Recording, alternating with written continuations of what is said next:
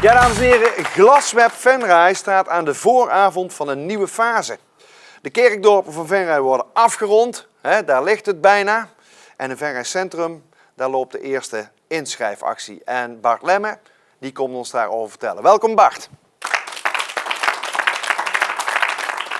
Ja, Bart, je wordt zo langzamerhand een beetje de vriend van de show. Dit is volgens mij de 4e keer dat je aanschuift. Ja. Eens even kijken, hoe staat het ervoor? Ja, nou allereerst toch wel dank dat ik ook weer de 4e keer hier mag zijn. Ja, en wij zijn zo goed als klaar met fase 1. Dus dat heet dat alle kerkdorpen van de gemeente Venray, inclusief het dorp Holthees, want die is van vroeger uit nog altijd met Smakt Holtes verbonden, zijn aangelegd. En dat even voor wat gevoel erbij, dan hebben we inmiddels 345 kilometer gullengte glasvezel in de grond liggen. En het aantal meter glasvezel is ongeveer keer factor 6. Ah, dat zijn heel wat metertjes. Heel wat kilometertjes zelf. Ja. En zijn dan ook echt, doen alle dorpen mee? Ja. Alle dorpen, behalve Venray dan nog, want dat is dan fase 2, maar daar hebben we het dadelijk over. Ja. Maar alle dorpen doen mee en ook in alle dorpen zijn alle huizen die op het peilmoment die wij hadden. Hoeveel huizen, even voor het beeld, om hoeveel huizen gaat het dan? Ruim 7000 huizen. Dus ruim 7000 huizen in de dorpen, maar vooral in dat buitengebied, want daar was het vooral om te doen. Daar ligt nu razendsnel internet. Ja, er zijn dorpen bij waar mensen niet weten dat je ook een YouTube-filmpje kunt kijken zonder dat je die rondjes ziet. Zeg maar. Ja, dat is heel fijn. Ja. Daar zal meneer Hagens ook blij mee zijn. En loopt het allemaal gesmeerd? Of lopen jullie nu ook, nu het net zeg maar die eerste fase afgerond is, tegen kinderziektes aan? Nee, die hebben wij natuurlijk in het begin ook al gehad. Zoals altijd bij een nieuwe techniek. Maar op dit moment zijn er al klanten die meer dan een jaar al gewoon diensten afnemen via glasvezel. En we zijn nog niet alle klanten zijn actief. Maar voor bijna 90% zijn we actief. En die mensen, dat draait ook al allemaal. En die hebben gewoon tv hoor. Nou, dus dat gaat gewoon door. Ik had het niet anders verwacht. Ja. En als je dan zo naar het gemiddelde van een dorp kijkt, wat is de gemiddelde dekking per dorp? Als je gewoon naar fase 1 kijkt, dan is de gemiddelde dekking, dan heeft 50% heeft op dit moment maakt gebruik van glasvezeldiensten. En daarmee zijn we gewoon op de kerkdorpen van de gemeente Venray marktleider. Kijk aan, ja, dat klinkt voor jullie natuurlijk hartstikke goed. En als je dan kijkt naar Nederland, hoe zit het dan? Dan halen we dat net niet. Dan hebben we toch nog twee grote partijen die daarin iets verder zijn.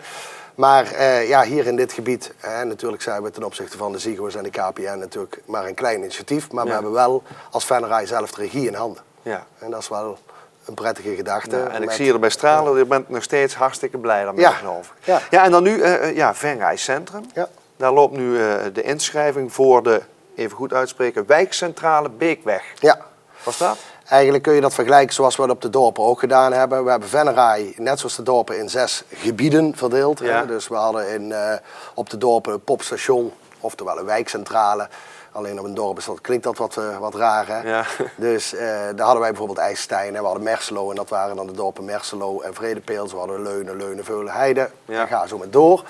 Zo hebben wij wijkcentrale Beekweg. En dat is zeg maar de hoek met de wijk Vlakwater, Brabander, Noordwest en een deel van het centrum. Die zitten daarbij. Dus mocht je twijfelen van vallen wij daarin, we hebben een postcode tool, die kun je invullen en dan kun je zien of je daarin valt. Want je dat je nog even moet wachten op een volgende vraag. Ja.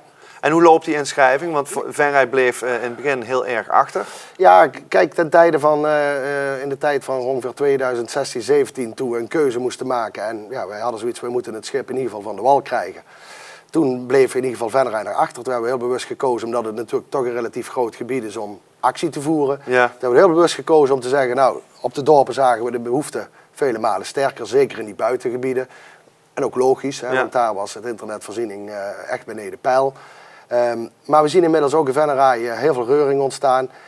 We zien dat mensen dat ook tegen elkaar gaan zeggen. Ja. Je merkt dan echt dat die mond-op-mond reclame dat gewoon goed werkt. En dat hebben we ook heel erg nodig om die minimaal 30% te halen. Wat gewoon de financiers ook gewoon van ons verlangen.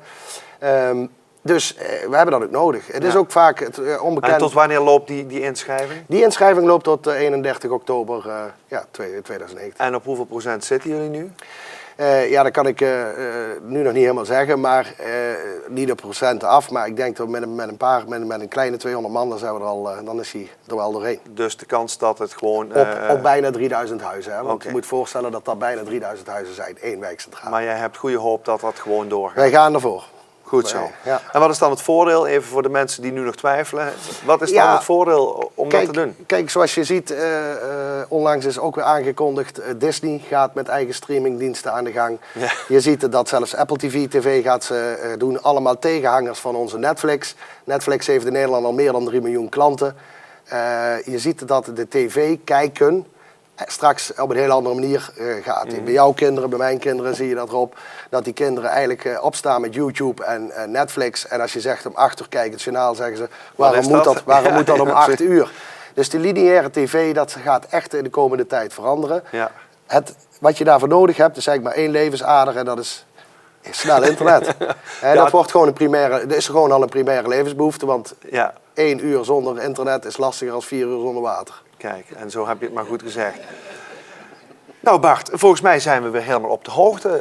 Wat betreft Glasweb, zijn er nog belangrijke dingen? Nou, in ieder geval, vergeten, zeg maar, wat belangrijk is dat wij zijn ooit begonnen met 2 providers. Inmiddels hebben we er al meer dan 7. Ja. Dus dat betekent ook, wat we altijd geroepen hebben, keuzevrijheid. Dat betekent ook dat onderling je zelf kan bekijken welke provider bij u of uw situatie het beste past. Daarvoor kun je op onze website www.glaswebvenray.nu in ieder geval een kijkje nemen. Ook op het inloopbijeenkomsten via onze website kun je zien waar die zijn. Wij begrijpen dat er heel veel vragen zijn, maar neem de moeite om je daarin te verdiepen. Daar kunnen ze ook uitleggen hoe het werkt. En daar kunt u er in ieder geval voor zorgen dat u dadelijk de glasvezel binnen hebt.